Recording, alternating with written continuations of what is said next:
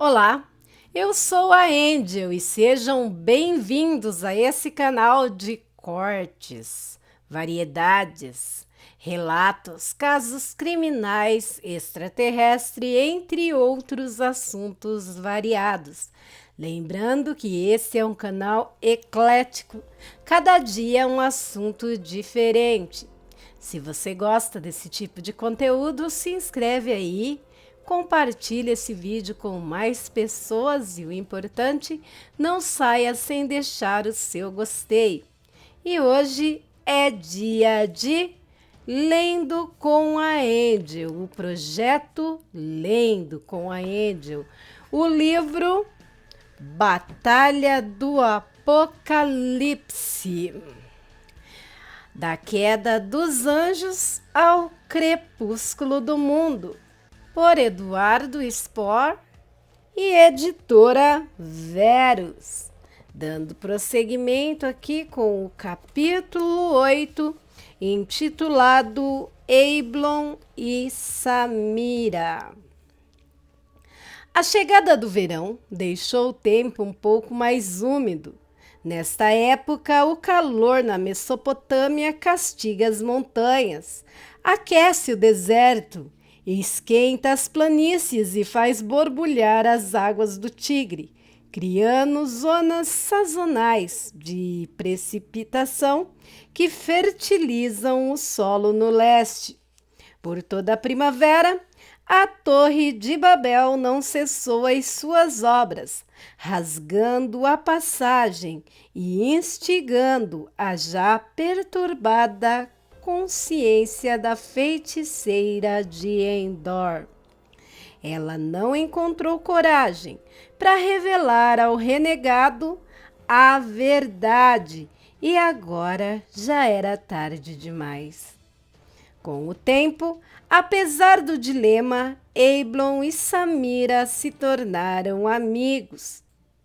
Certo dia, ao brilho derradeiro da tarde, os dois descansavam no platô da caverna quando repararam na sombra da torre. Está ficando maior a cada dia, comentou o renegado. Deve ter mais de 1000 metros agora e em breve alcançará 2000. Como? Contestou a feiticeira. Se crescer mais, tudo desaba. O edifício não tem sustentação para suportar todos os andares abaixo. Não sei como ainda fica em pé.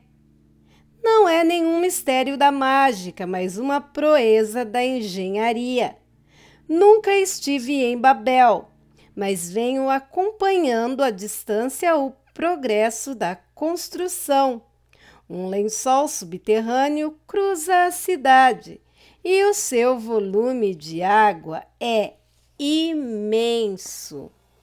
É o mesmo lençol que abastece os jardins do palácio, ela recordou. É um canal submerso do rio Eufrates. Depois de cortar as muralhas e o zigurate, a torrente segue adiante. Os operários cavaram fundo na terra até encontrar o seu curso e então construíram uma barragem, forçando o rio a continuar fluindo para cima. Para cima? No centro da Torre de Babel, há um gigantesco cilindro de ferro, um cano vertical de largo calibre. O canal corre por dentro dele e sua pressão é tão forte que mantém o tubo reto para sustentar o equilíbrio. Minúsculas comportas deixam a água escapar em direções estratégicas, criando uma coluna de apoio que suporta a estrutura central. É incrível! Assim poderão continuar trabalhando infinitamente. Ambição. Neste ponto, anjos, demônios e homens compartilham da mesma maldade. e ali ficaram na plataforma da gruta, até que as estrelas nasceram e o frio apertou. Eram tão diferentes, o celestial e a terrena, e ao mesmo tempo tão parecidos. Ambos fugiram da opressão e descobriram por si os próprios valores. Não procuravam a guerra, o ódio ou a dor, só desejavam a paz. Mas suas trajetórias os lançaram à violência, a uma vida de aventura, que, embora excitante, nada tinha de agradável. O vento soprou nas alturas e os dois se abraçaram num instinto humano. Nenhum deles jamais esqueceram aquele momento. Missão divina. Depois do primeiro mês de verão, o calor aumentou. A caverna ficava a muitos metros do solo e a altitude refrescava a manhã. Mas ao meio-dia, nem a gruta escapava do sol. Assim, em uma tarde escaldante de julho, o anjo e a feiticeira decidiram excursionar até as margens do rio Tigre. A caminhada seria longa, mas Samira precisava andar e o querubim saberia guiá-la. Eles já tinham escalado a montanha por algumas vezes e reposto a água dos jarros, mas agora era a comida que terminava nos vasos. Com os fios de corda, Eiblon improvisou uma rede de pesca e depois costurou muitos metros de pele de carneiro esticada, preparando uma larga sacola, dentro da qual guardaria os víveres. Buscariam peixe, palmito, romãs e talvez um pouco de carne para incrementar a dieta. Os celestiais não precisam comer, mas o general sempre degustava as receitas da moça, já que eram quase intragáveis. Pela primeira vez em muitas semanas, Samira pisou no chão de areia e juntos eles viajavam na trilha do leste, em direção da faixa verde que fecundava a margem do rio. 2 dias depois, já avistaram raposas, gazelas, lontras, falcões e cegonhas, além de vários tipos de árvores frutíferas e um bosque de tamareiras. Arbustos esparsos surgiam da terra, até que o cenário se esticou em um tapete de relva. Alguns casebres se levantavam ao sul, tristes propriedades de fazendeiros roubados, condenados à miséria pelos impostos reais. A cada 2 meses, Nimrod enviara buscadores aos recantos distantes do império para oprimir os camponeses e executar os rebeldes. A possibilidade de os viajantes encontrarem patrulhas armadas era grande, mas o renegado não temia os batedores. Os babilônicos passaram por aqui, faz 5 dias, ele notou, tateando as pegadas na grama. Vieram com uma comitiva e carregaram uma liteira pesada.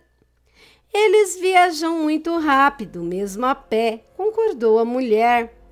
A coroa dispõe de uma trilha secreta que passa por dentro da terra. Eu já vi o caminho do alto, mas nunca estive nele de fato. Um túnel subterrâneo que atravessa o país? Ela estranhou. Não, um túnel, mas uma vala, uma estrada afundada. Eu não saberia precisar os detalhes, nem dizer como a mesma foi construída. E por que você nunca usou essas rotas? Devem ser a passagem mais rápida aos rincões da Babilônia. Nunca quis topar com um batalhão. Os buscadores estão sempre a cavalgar pela via oculta, acompanhados por seu séquito de combatentes. Achei que fosse praticamente invencível, rebateu a feiticeira. O renegado sorriu, em uma modéstia habitual. A maioria dos anjos é superior aos terrenos comuns, mental e fisicamente, mesmo materializados em seus avatares, e a necromante não se esquecera da luta no Mar de Rocha, quando seu salvador aturdira os guardas com um único assalto precioso. Não sou invencível. Se fosse, não teria sido expulso do céu, mas sim resistido aos seus assassinos. Não sei por quanto tempo. Logo um caçador me achará, como achou a guerreira Ishtar. E então não poderei recuar ao combate.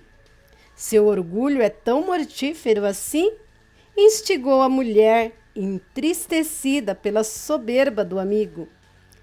Isso não tem nada a ver com orgulho. Sou um querubim, um guardião e um predador. Essa é a minha natureza, repetiu. Eiblon e Samira já tinham conversado um bocado sobre livre-arbítrio dos homens e sobre a natureza invariável dos celestiais, mas ainda não se conformara com o impulso do lutador, talvez porque fosse humana e os humanos não padecem de uma vontade constante. E quanto ao receio da morte, ela insistiu. Para um soldado, a morte é só o fim da missão. E o que você teme então, general? Ou são os alados também imune à falha do espírito? O renegado parou sobre a relva e tocou o rosto da moça. Esquecer, disse ele, acariciando sua pele macia. Esquecer as coisas pelas quais passei, as lições que aprendi. Esquecer aqueles que amo e, acima de tudo, temo esquecer os meus valores, perder minha ideologia e matar a minha causa. A necromante engoliu um soluço e desviou o olhar. Entendeu só então que seria muito egoísta se tentasse desviá-lo de sua missão. Uma demanda que certamente o levaria à morte, mas que salvaria sua causa. Esta é geralmente a escolha dos verdadeiros heróis, e Samira não poderia detê-lo. Sozinha, chorou em silêncio. Os dois andarilhos montaram acampamento a uns 200 metros da margem do rio, esticando mantas na grama. Dali em diante o campo virava um charco, um pântano lodoso que se estendia até a orla do rio Tigre. A tarde já ia findando e eles resolveram descansar, apesar dos insetos. Cozinhar alguma coisa e levantar bem cedo no dia seguinte, para pescar e recolher algum alimento. Samira usou algumas pedras para delinear a fogueira e queimou um punhado de ervas exóticas para afastar os mosquitos. Juntou uma pasta heterogênea de raízes estranhas e ensinou ao renegado um preparado secreto capaz de preservar a matéria orgânica por anos, preservando couro, papel e tecidos. A fórmula fora desenvolvida pela antiga ordem de Sipar, uma confraria de magos extinta havia vários séculos. Naquela mesma noite, enquanto a feiticeira dormia, Eiblon sentou-se sobre uma pedra redonda e mergulhou em profunda meditação. Os celestiais meditam com alguma frequência para recordar lugares e situações do passado, que, do contrário, seriam esquecidos. Diferentemente dos homens, os anjos vivem por milhares de anos, e nem todos são espertos como os malaquins, cuja mente não se esmorece jamais. Antes mesmo do alvorecer, no dia seguinte, os viajantes venceram o charco e atingiram as águas serenas do Tigre. Depois da caminhada, banharam-se na refrescante corrente e ali ficaram nadando ao sol por quase toda a manhã. Ao meio-dia, Samira recolheu-se à praia e Eiblon lançou a rede de pesca à torrente, onde o fluxo descia em queda. Estavam no paraíso, realmente uma região delirante e fértil, cercada de vida e beleza. Um sítio agradável na vastidão do deserto. Os sacerdotes em Canaã nos ensinavam que os homens surgiram do barro, começou a feiticeira, tateando a terra molhada. Quando criança, eu ficava pensando se as escrituras estavam corretas. O barro é metafórico, explicou o general. Ele representa a carne, a matéria física, a substância palpável do universo concreto. O ser humano é parte de uma escala evolutiva que se iniciou no mar, no quarto dia, e que deu início ao nascimento de várias espécies. Mas você disse que os terrenos foram criados por Deus.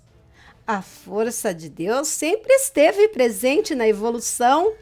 Ela é a energia essencial que move o curso do infinito e o engrandecimento das coisas. Os clérigos costumam comparar o trabalho de Yahvé com o labor da gente comum, para que possam compreendê-lo.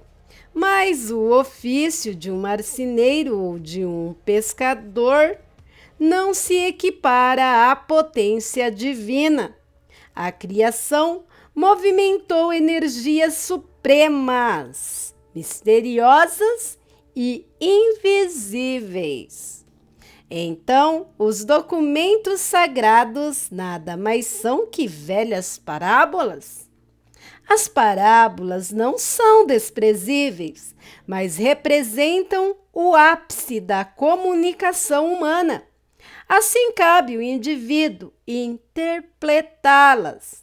Não há nada mais adequado que uma raça dotada de livre vontade, aberta a encontrar as próprias respostas. As escrituras estão cheias de símbolos que ajudam os homens a entender o significado do cosmos, mas a verdade perfeita só existe na mente de cada um.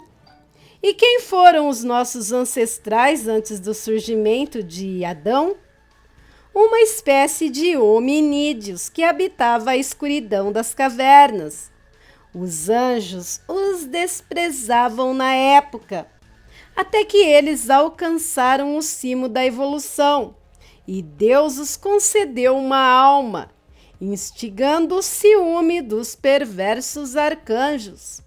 E por isso que muitos celestiais invejosos preferem se referir aos mortais como bonecos de barro ou primatas, uma alusão à sua origem material. É curioso pensar que um anjo nunca tenha visto a face de Deus, ela comentou, relembrando a conversa que tiveram no topo do morro. Mas isso é o que menos importa. Prefiro pensar nele como um conceito, uma inspiração, um objetivo. Acho que a fé é justamente a propriedade de acreditar no indecifrável. Samira conhecia bem a força da fé, porque era uma feiticeira, e nenhum encanto é operado sem a fé. A energia de seus encantamentos provinha de sua alma humana, mas a alma é também uma herança de Deus, um canal que liga os terrenos à potência suprema. Os feitiços, prodígios e milagres agem todos através da essência dos homens, a mesma essência que une ao Altíssimo e os conecta ao universo. Zamir desaparece. Babilônia em crise. Zamir desapareceu da corte babilônica em meados da primavera, depois que Nimrod havia enviado-o juntamente com um pelotão para perseguir a feiticeira de Endor.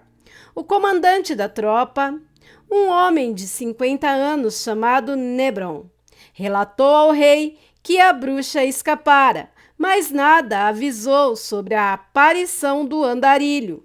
O ambicioso capitão pusera a culpa do fracasso na imprudência do invocador, que os teria enviado na direção incorreta. Como Zamir não regressara à capital, a versão do militar foi aceita e os soldados foram poupados da morte. Nas semanas que se seguiram, o imortal ficou mais agressivo, visivelmente abalado pela perda de seu conselheiro, mas encontrou falso conforto na companhia dos demais buscadores, que não passavam de sombras do mago, mas que de tudo fariam para assumir o seu lugar.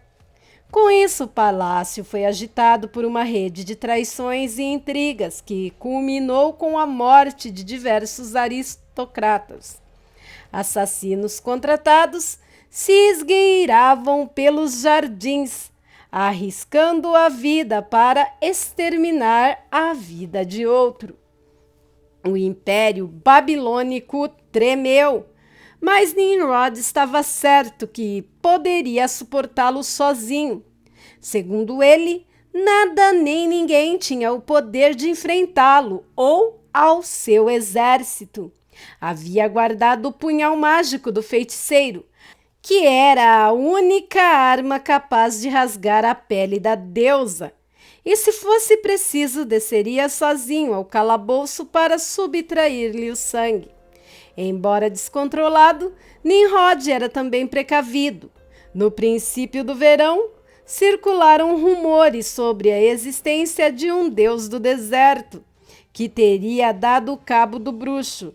Logo o rei voltou a interrogar os batedores e arrancou deles toda a verdade. O veterano Nebron confessou que a tropa fora aturdida com um único golpe e falou sobre o estrangeiro. Enfurecido, o imortal executou oficiais e soldados e ponderou sobre a natureza do seu inimigo. Como Ishtar fora encontrada no Mar de Rocha, concluiu que o forasteiro também era uma entidade celeste, só que ainda mais poderosa. Entretanto, ele era um babilônico e não temeria sequer a ira do esplendoroso Yahvé. Não fosse a tradição que o impedia de deixar o zigurate A não ser em tempos de guerra, Nimrod teria ido pessoalmente ao deserto para desafiar o viajante, mas aqueles eram dias conturbados e ele sabia que só sua presença na capital impedia uma revolta de escravos. Além disso, se saísse em campanha, uma guerra civil ameaçava estourar entre os buscadores, que disputariam à força o cargo à direita do rei. Preferiu então aguardar o assalto do Deus, convencido de que, certa hora, ele viria vingar a sua companheira. Resolveu manter a adaga de Zamir sempre consigo, já que era uma lâmina enfeitiçada, adequada para ferir qualquer divindade. Sonhou com um combate por noites a fios e fantasiou proezas e feitos. Já conquistara o mundo, tornara-se imortal e agora venceria um deus. Seu nome seria gravado em poemas, narrado em lendas, e ele atingiria o céu, superando os anjos do paraíso. No começo de agosto, o segredo vazou e a existência do tal Deus do deserto passou a ser aceita como verdade pelos escravos, alimentando suas esperanças e revivificando a causa dos operários rebeldes, liderados por Kumarbi o Alto. Um perigo externo certamente facilitaria a insurreição, contando que o rei deixasse a metrópole. O imprevisível sumiço do feiticeiro era igualmente animador aos conspiradores. Zamir era o cérebro por trás do trono, a inteligência que movimentava a cidade. No terceiro mês do verão, um novo e perturbador boato assustou a realeza. Murmurava-se nas ruas que Zamir havia retornado a Babel, disfarçado, e que planejava uma desforra terrível contra aqueles que tentaram ocupar a sua posição. Os buscadores repudiam a ideia, mas à noite nenhum deles dormia direito. As semanas correram e Nimrod afastou-se de tudo e de todos, isolando-se no pináculo da pirâmide de prata. Lá do alto, em seu trono dourado, só fitava o horizonte, como que à espera de algo. Eblon e Samira tinham agora água e comida para todo o verão e não precisariam mais descer a planície. Juntos continuaram a estudar um com o outro os sedutores segredos do cosmos. A feiticeira ensinou ao anjo renegado muitos dos costumes humanos, como também a arte da medicina e da culinária. E ele discorreu sobre a dimensão celestial e sobre os planos além. Formavam uma dupla extraordinária, cada qual com as suas habilidades fantásticas. O querubim era um perito em combate, resistente e veloz, e a necromante uma mestra da mágica.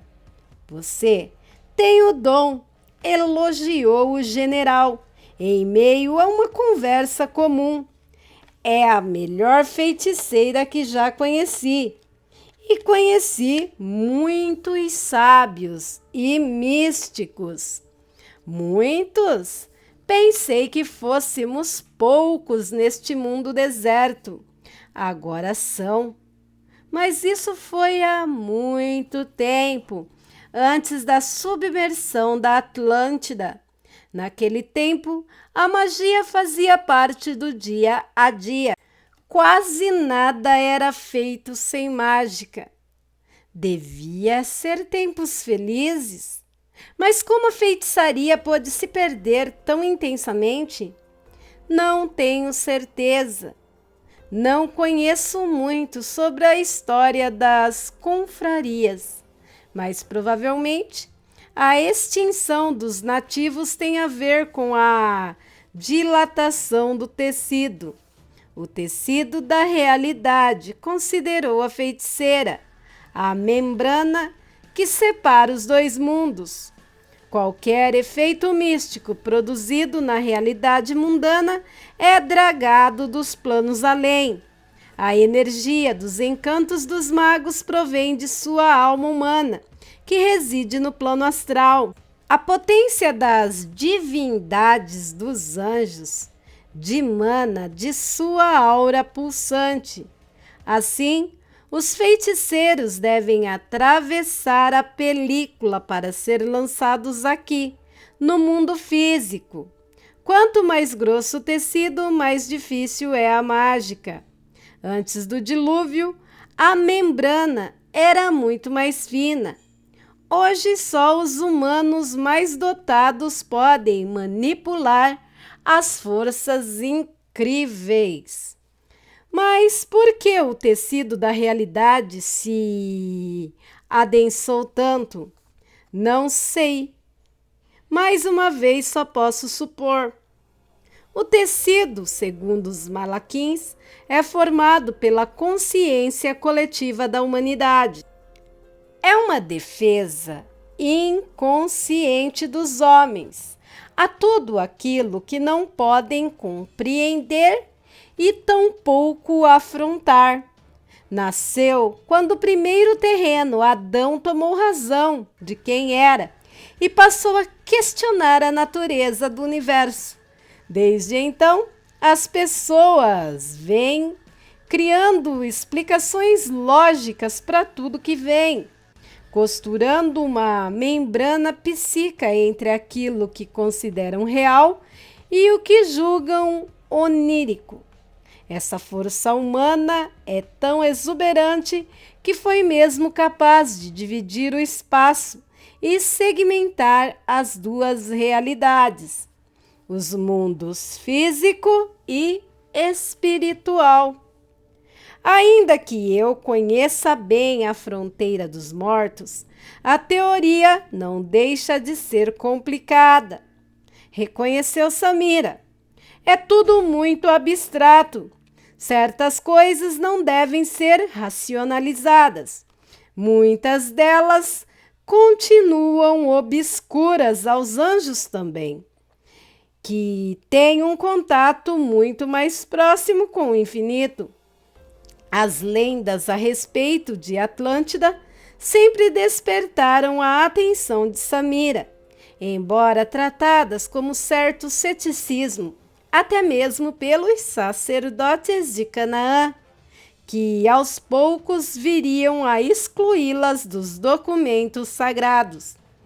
A feiticeira de Endor gostava de pensar em como seriam os Atlantes, um povo justo, avançado e belo.